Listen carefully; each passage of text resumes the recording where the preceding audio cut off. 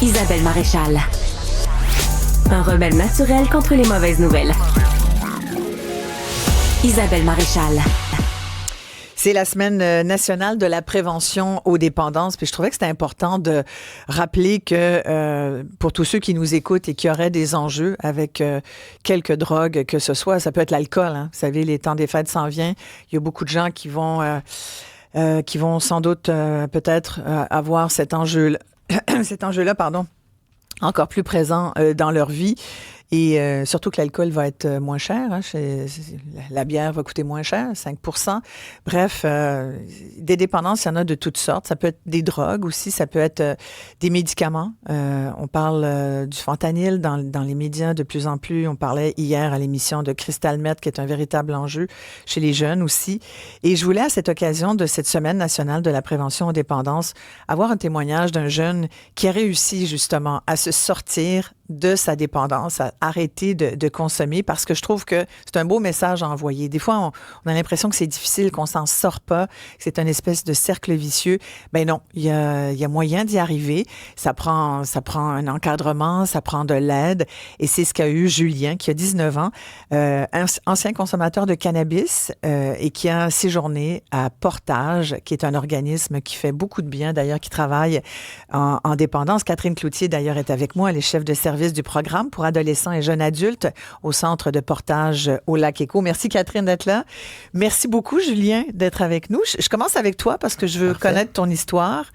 Alors Julien, 19 ans, tu as consommé du cannabis pendant un certain temps. Explique-nous un peu quel a été ton premier moment, ton premier souvenir avec le cannabis. Comment c'est arrivé dans ta vie? Par rapport à ça, ça a vraiment commencé au secondaire, quand j'avais 16 ans, vers la fin.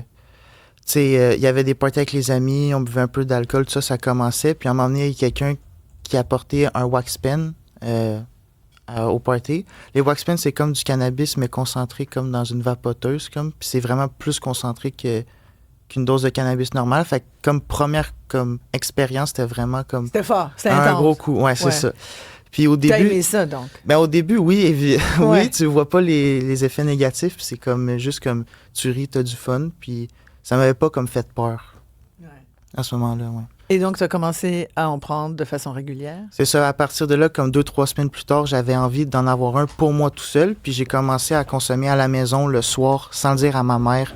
C'est ça, je rentrais de l'école, j'en prenais avant de me coucher. Puis, tu sais, au début, c'était le fun. Il n'y avait pas comme de problème, tout ça. Mais vite, j'ai commencé à avoir des pertes d'appétit, de la misère à me concentrer à l'école. Puis j'étais comme proche de ma mère, puis je m'éloignais un peu, tu sais. Mm-hmm.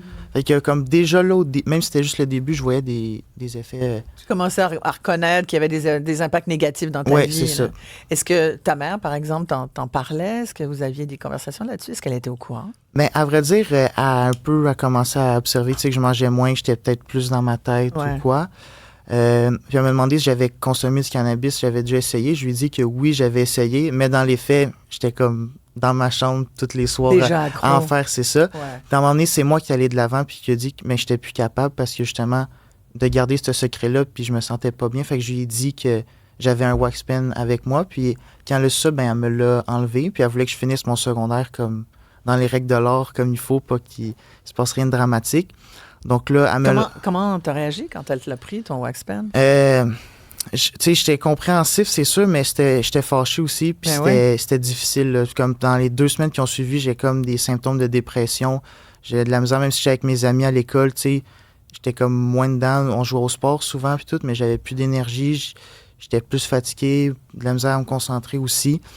Puis finalement, j'étais correct pour terminer mon secondaire. Puis c'est après, comme quand le cégep est arrivé, l'automne d'après, que j'ai eu ma voiture, j'étais plus autonome, puis mes parents étaient moins dans ma vie aussi. Puis que là, j'étais allé en rechercher un wax pen, puis j'ai comme recommencé. Puis c'est là vraiment que ça a été plus grave pour moi, puis ça a eu des impacts négatifs vraiment sur ma vie. Comme, j'ai lâché l'école, le cégep. Moi, j'étais habitué au secondaire d'avoir des 80-90, tu sais, c'est quelque chose de plus facile pour moi, mais au cégep, j'avais des notes vraiment comme des 60, tu sais, vraiment, ça fesse, comme on dit. Puis j'ai coulé un cours aussi, ça m'était jamais arrivé. Puis mes parents voyaient ça de loin, puis ils se demandaient, tu sais, qu'est-ce qu'est-ce qu'on peut faire, tu sais, que c'est quoi les enjeux, tu sais. Ils voulaient me laisser vivre mes expériences parce que, tu sais, c'est quelque chose, c'est un peu normalisé dans la société, mais comme pour moi, j'étais vraiment accro sur ça, puis c'était ma priorité, c'était de consommer de la drogue. Ouais. Est-ce que tu as conduit ta voiture avec tes facultés affaiblies? Ça, j'ai jamais voulu. Ça, c'est quelque chose que, comme je suis fier, parce que je pense que si j'avais passé ce step-là, ça aurait été encore pire, puis j'aurais encore plus consommé. Mais c'est sûr que des fois, tu sais, je consommais peut-être 2-3 heures avant des petites doses, puis j'allais conduire après. Fait que peut-être que j'aurais passé le test, mais c'est ça. Fait qu'il y avait une partie de toi quand même qui était très conscient que c'était pas forcément bon pour ta santé. Là. Oui, c'est ça, puis que je pouvais pas comme physique et mental. Là. Vivre à ça comme pour toute ma vie. Là. Ouais. Ça, même si j'étais jeune, je savais que je voulais pas ça comme plus tard si j'avais des enfants ou quoi. C'était pas quelque chose dans mes valeurs. Qu'est-ce qui t'a amené à Portage? Quel a été l'élément déclencheur qui t'a fait dire, OK, là, j'ai besoin d'aide? Ben, à vrai dire, c'est ça. Au mois de mars 2023, à peu près, j'ai lâché le cégep complètement. Là, j'allais plus à mes cours et tout. Donc, j'ai décidé de prendre mon travail à temps partiel, à temps plein au Tim Hortons. Puis là, j'y allais un peu pendant comme 2 mois. Puis rendu là, j'étais même plus capable d'aller au travail. J'étais sans comme ma dose, j'étais stressé, j'étais pas bien, j'avais des mal de ventre puis tout. Puis j'étais plus motivé non plus. Puis j'avais des sauts d'humeur aussi, beaucoup, quand j'étais pas gelé. Puis c'est là, justement, à un moment donné, j'ai eu un saut d'humeur devant ma mère, puis elle a dit, oh, ça n'a plus de bon sens. Puis moi, j'ai comme éclaté, j'ai pleuré, tu sais, devant elle. J'ai dit, écoute, je sais que ça n'a pas d'allure, maman, j'ai besoin d'aide, j'aimerais ça, comme, me débarrasser de ça une fois pour toutes. Tu sais, parce que j'avais déjà essayé d'arrêter avant, mais j'ai pas été capable, puis je m'étais comme fait à l'idée que j'allais rester à vivre avec, tu sais, c'était comme vraiment... Parce que tu ressentais que tu pouvais pas t'en passer. Là. Non, c'est ça, j'avais essayé, puis là, c'est comme 2-3 semaines plus tard, bon, OK, puis là, ça retombe directement où est-ce que j'avais arrêté, puis c'est de pire en pire, là. Ouais. Et donc là, ta mère a appelé Portage? Oui, c'est ça, on a trouvé ça sur Internet, puis elle a appelé Portage, puis c'est ça, ils ont été vraiment très compréhensifs, tu sais, ils ont comme senti ma détresse en moi, puis ils ont comme fait ça vite pour que je rentre dans le programme pour demander de l'aide. Après avoir appelé Portage, une semaine après, j'ai une visite. Je suis allé voir la maison à Prévost. C'était comme super beau, comme un beau terrain. Moi, je m'imaginais comme une prison avec des barreaux, pour être honnête. Mais c'était pas ça du tout. C'était accueillant. Puis l'autre semaine après, le 15 juin 2023, je suis rentré en thérapie pour la première fois. Puis ça a duré combien de temps? Ça a duré 5 mois et 3 semaines. J'ai fini le 7 décembre. Même, ouais. Fait quoi, 6 mois, là. Ça, c'est 6 mois qu'on dort là-bas, des horaires comme fixes, on se lève tôt, tout ça, on participe à la vie là-bas. J'avais quelques sorties pour voir ma famille, une fin de semaine sur 2, une fin de semaine sur 3, mais c'est vraiment ma vie pendant 6 mois, j'étais là-bas. Là. Ouais. Tout était sur pause. Là. Donc là, depuis combien de temps tu consommes plus? La dernière fois que j'ai consommé, c'est quand j'ai appelé Portage, c'était le 31 mai 2023. Fait que là, ça fait 1 an et demi. Là, wow, bravo. Ouais, merci. Bravo. Et donc, tu as rencontré Catherine. Oui. Catherine Cloutier, donc, qui est, je le rappelle, chef de service du programme pour ados et jeunes adultes au centre de Portage qui est au Lac-Égo, qui n'est vraiment pas du tout une prison, bien au contraire. C'est un lieu tellement accueillant. C'est magnifique. Il y a un fabuleux site Internet. Vous avez d'ailleurs l'occasion d'avoir plein d'informations sur le site de Portage. Catherine, le témoignage de Julien, d'abord, merci. Parce que de ta franchise, de ton ouverture, c'est vraiment magnifique de t'entendre parce que je pense que ça donne, s'il y a des jeunes qui nous écoutent, mais t'es porteur d'espoir. S'il y a des parents qui nous écoutent, c'est porteur d'espoir aussi, Catherine, parce que des jeunes comme Julien, vous en voyez régulièrement. Oui. Racontez-moi, rapprochez-vous du micro, il faut qu'on vous entende. Là. Comment ça, à quel point c'est important les services que vous offrez? Parce que quand on regarde les stats, là, j'en ai des pas loin là, sur la consommation de cannabis là, qui est assez importante au Québec. Là. Ici, à 15 ans, 20% des jeunes ont consommé du cannabis dans les 12 mois qui précèdent le sondage. Donc, à 15 ans, il y a un jeune sur 5 là, qui a déjà consommé du cannabis. Puis là, il y en a comme Julien, ça prend une fois pour être accro. Ça va vite, hein? Oui, puis on ne le sait pas aussi quel adolescent va développer une dépendance ou pas, parce qu'ils ont tous des profils différents. Aujourd'hui, c'est Julien qui nous fait un témoignage, mais des adolescents comme Julien dans le centre, ils ne sont pas tous comme Julien. Est-ce que je parle pas assez fort? Désolée. C'est nos micros. C'est pas de votre faute du tout.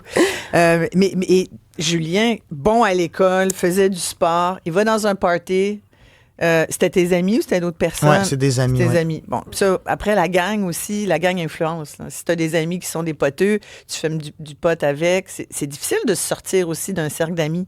C'est ça. Puis on a comme tout eu cette passe-là en même temps. Ben ouais, puis comme aujourd'hui, je suis chanceux parce que la plupart de mes amis, ils ont comme sorti en même temps que moi de ça, sans passer par la thérapie parce qu'eux, ça leur a pas touché, tu sais. Ouais. Mais puis je peux encore leur parler, mais c'est vraiment, c'est pas tout le monde qui est capable de faire ça. Là. Voilà. Il nous parlait de 6 mois. Oui. Qu'est-ce que les jeunes font pendant ces 6 mois? Qu'est-ce que vous leur dites pour les amener à sortir de leur dépendance? Bien, en fait, ce qu'il faut comprendre, c'est qu'à Portage, c'est vraiment une communauté thérapeutique. Donc, les adolescents sont amenés à vivre ensemble dans la belle maison qu'on a vue sur les images.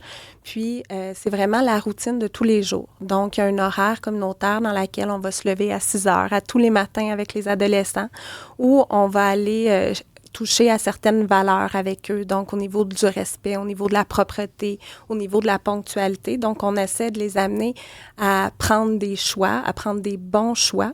Donc, ils ont beaucoup de liberté à même le centre, puis ils doivent travailler en équipe, en communauté. Puis, c'est vraiment le principe par aidant, donc basé sur l'entraide. Mm-hmm. Donc, les jeunes sont vraiment autonomes à même le centre, puis ils ont quand même une certaine forme de liberté pour qu'ils puissent prendre des bons choix, puis pour qu'on puisse les guider aussi dans cette prise de décision-là. Donc, on se lève à 6 heures le matin, puis c'est vraiment une routine normale, là, comme familiale, je dirais, à travers le centre, où les jeunes de 6 à 7, bon, ils se réveillent, ils font leur lit, ils font leur chambre, tout ça. Ensuite, de 7h à 7h30, 45, on déjeune, tout le monde ensemble et tout ça. Ensuite, on se nettoie, on ramasse, on fait notre petite vaisselle. Mais j'imagine qu'il y a des discussions aussi. Mais à travers le quotidien, il y a toujours des discussions. Donc, chaque adolescent a son plan d'intervention, a son suivi avec son intervenant de suivi, son caseworker qu'on appelle. Ouais. Puis, il a son plan d'intervention, puis il doit travailler différentes sphères de sa vie à travers le quotidien. Il y a 3 réunions à chaque jour. Donc, la réunion du matin qui est un peu l'agenda thérapeutique des adolescents en traitement. Et ensuite de ça, il y a l'école. Donc, tous nos adolescents dans nos services sont scolarisés, font du cégep à distance, font de l'école secondaire aussi. Vous prenez les jeunes à partir de quel âge chez Portage? Normalement, 14 ans au programme jeunesse. Mais... Et c'est à peu près 6 mois? C'est un peu 3 à 6 mois, oui, tout à fait. 3 à 6 mois. Donc, il y en a, c'est plus court. Oui. Puis il y en a, c'est plus long. Oui. Toi, merci, Catherine. Toi, tu avais besoin de 6 mois, c'était 5 mois et demi, tu nous as dit? Oui, c'est ça. Moi, j'avais du sens à un peu passer entre le mur puis la peinture. On appelle ça, là, à pas me faire trop voir. Puis ça a pris plus de temps pour ça, là. Est-ce que tu fais des conférences, des fois, dans les écoles, Julien? Non. Tu devrais. Ah ouais? Merci, je vais prendre ça comme un compliment. Mais c'était certainement un compliment. Je trouve que t'es bon. T'es bon, puis je trouve, franchement, là, il y a des commentaires de gens qui t'écoutent, tu vois. Quelqu'un qui dit « J'ai vécu le même genre d'histoire, mais avec pas mal plus de drogue. J'ai été en désintox à l'âge de 33 ans pendant 21 jours à la maison Jean Lapointe. J'ai été 5 ans abstinent. J'ai recommencé à consommer, malheureusement. Mais bon, j'avais commencé à l'âge de 14 ans avec la marijuana. J'ai été dans les drogues dures de 15 à 21. J'ai pas été en désintox pour les drogues dures, mais le cannabis, ça a été vraiment la raison de mon entrée. Alors, tu disais, il y avait une banalisation, puis tu as tout à fait raison. Puis il faut, là, on parlait des livres tout à l'heure, il faut être avec son jeune, mais oui, il faut... ça aussi, là, vraiment. C'est ça, c'est important. Hey, merci, Julien, vraiment. Merci beaucoup. Bonne chance. Merci, ça me fait plaisir. Merci beaucoup, Catherine Cloutier du Centre de Portage au lac Éco. C'est vraiment une belle maison thérapeutique qui fait beaucoup de bien. Ici, Isabelle Maréchal, ça passe trop vite en votre compagnie, les amis. Merci à l'équipe. On se retrouve demain. Passez une bonne journée.